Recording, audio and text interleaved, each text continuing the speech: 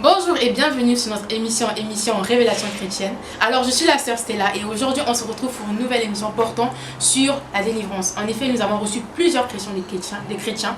Alors pour cela, nous avons reçu notre homme de Dieu, Fortizo Pléroma. Alors bonjour. Bonjour. Comment allez-vous? Je vais bien, merci. C'est un honneur pour moi de vous recevoir dans notre émission pour répondre à nos multiples questions. J'en suis vraiment honoré.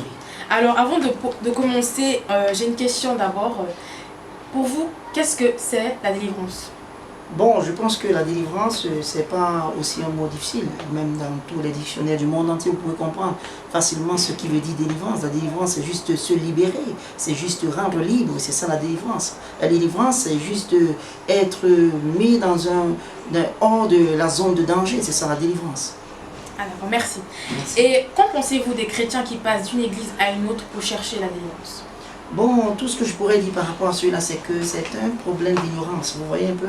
Parce que pour un chrétien, d'aller d'église à église pour chercher la délivrance, c'est juste parce que ce chrétien ignore qui il est. Parce que si en réalité il connaît qui il est, si en réalité il connaît ce que Jésus-Christ a fait pour lui, il connaît ce qu'il a à l'intérieur de lui, il connaît qui est avec lui, il connaît où il vit spirituellement, il n'aura pas à aller de gauche à droite pour chercher la délivrance. Le chrétien est celui qui est avec Christ, le chrétien est celui qui est un avec Jésus-Christ. Alors où cherchera-t-il la délivrance? Délivrance de qui? Celui qui est chrétien, la Bible dit qu'il a été délivré du royaume des ténèbres pour être transféré dans le royaume du Fils d'amour de Dieu qui est Jésus-Christ. Dans Colossiens chapitre 1, verset 13, et aussi dans 2 Corinthiens chapitre 5, verset 17, la Bible nous dit, si quelqu'un est en Christ, il est une nouvelle création. Les anciennes choses sont passées, il dit, voici toutes choses sont devenues nouvelles. Alors, étant en Christ, d'où viendront les démons pour être sous l'emprise de Satan? C'est pas possible. C'est juste l'ignorance pour ceux-là qui vont d'église à église pour chercher la délivrance. D'accord, merci. Alors, comment est-ce que la délivrance devrait se faire selon la Bible? Bon, en réalité, selon la Bible, la délivrance est quelque chose de facile. Vous voyez, normalement, Jésus-Christ, nous voyons, il y a beaucoup d'églises par exemple où on impose des mains aux gens, on essaie de faire certains, j'appelle ça rituels, pour pouvoir sortir des gens de l'emprise de Satan, mais ce sont des efforts, je peux dire, inutiles parce que c'est comme de la piqûre. Quand vous injectez quelqu'un aujourd'hui, demain il sera encore dans la même difficulté, il va falloir encore l'injecter. Alors qu'est-ce qui pourra finalement le libérer de tout cela? C'est simple.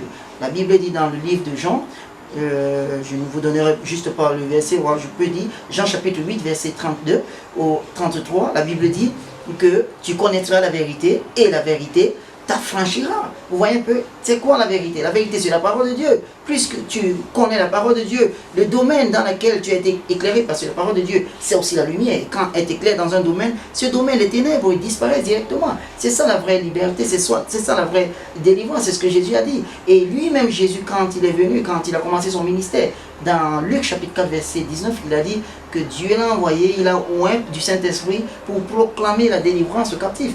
La délivrance, on la prêche. Le mot proclamer, c'est le même mot qu'on dit en anglais prêche ou bien preach. Vous voyez un peu, c'est on prêche la délivrance, on annonce la délivrance, on proclame la délivrance aux captifs. Il n'y a pas autre chose à faire en ce qui concerne la délivrance.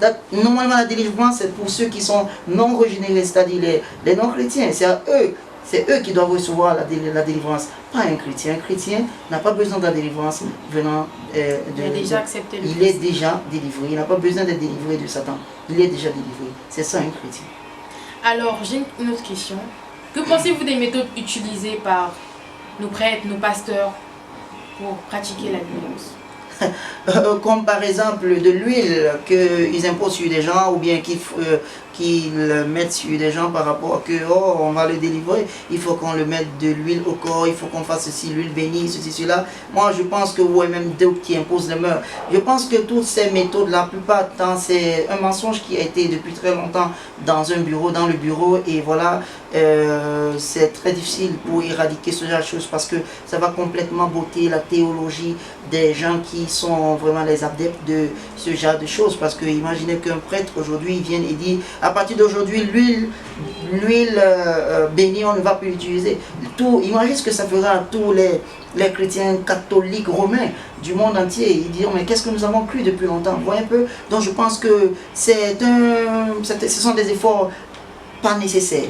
Vous voyez un peu, c'est pas nécessaire de faire ce genre de choses. Pourquoi vous avez besoin d'utiliser de l'huile pour délivrer une personne? Qu'est-ce que l'huile a à faire? Qui bénit l'huile? C'est l'homme qui impose les mains sur l'huile pour pouvoir bénir l'huile. Vous voyez un peu?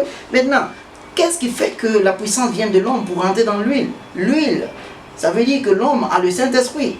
Vous voyez, donc tout un chrétien, normalement, devrait avoir le Saint-Esprit. Maintenant, si vous avez le Saint-Esprit, vous n'avez pas besoin encore d'une force extérieure. Vous avez la source de toute puissance à l'intérieur de vous, qui est le Saint-Esprit. Donc, vous n'avez pas besoin que on utilise de l'huile sur vous. Dans cette méthode-là, en réalité, c'est la vérité qui est un peu plus basse, c'est la petite vérité. Mais il y a la vérité de l'heure présente, qui est dans le Nouveau Testament, ce que Jésus-Christ nous a apporté. Nous n'avons vraiment pas besoin d'utiliser quoi que ce soit pour ces choses-là. Jésus nous a laissé une seule chose à faire. C'est quoi? Il a dit la communion. Il dit de rompre son pain, le pain tous les jours qui constitue son corps, et de prendre la coupe qui est égale à son sang. Vous voyez, il a dit de le faire tous les jours. En le faisant, on se souvient et on proclame sa mort jusqu'à ce qu'il vienne. Vous voyez un peu, c'est ce qu'il nous a dit de prendre. En dehors de ça, rien d'autre. Parce qu'en nous, nous avons le Saint-Esprit. Il dit, celui qui est en nous est plus grand que celui qui est dans le monde. J'ai le Saint-Esprit. Je n'ai pas besoin d'utiliser quoi que ce soit de façon extérieure. C'est juste un manque de croyance en ce que vraiment Jésus-Christ a déjà fait pour nous. Je pense que c'est ça qui fait qu'ils utilisent toutes ces méthodes-là à l'Église pour pouvoir garder des chrétiens sous leur emprise de mensonges. En vous écoutant, j'ai remarqué que vous avez parlé de l'huile d'onction. Qu'en est-il vraiment de l'huile d'onction? Vous savez, l'huile d'onction, c'était en réalité un symbole du Saint-Esprit dans l'Ancien Testament.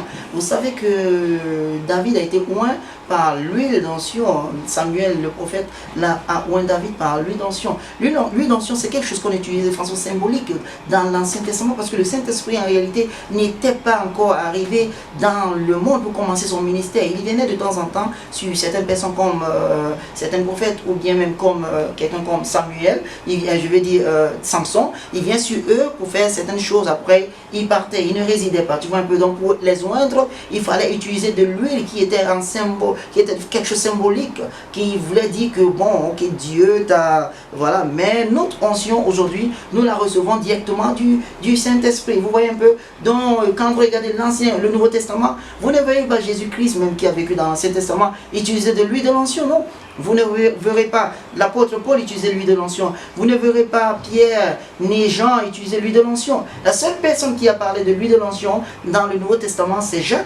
Parce que Jacques était un pasteur d'ailleurs avant. Alors c'était difficile pour lui de jauger les deux parce qu'il voulait mélanger l'Ancien Testament et au Nouveau Testament. Il a dit que s'il y a quelqu'un qui est malade parmi vous, il faut que les anciens prient pour lui, le oignant de l'huile et la foi, la prière de la foi guérira ce dernier. Vous voyez un peu donc, mais je pense qu'il a juste essayé de faire ça parce qu'il ne savait pas comment se débarrasser de l'ancien. Vous savez, la Bible nous a dit qu'on ne peut pas mettre le nouveau vin dans une ancienne bouteille. Ça va se fermenter et la bouteille va exploser. Donc il n'y a vraiment pas à utiliser de l'huile aujourd'hui si vous avez compris ce qui c'est que le christianisme.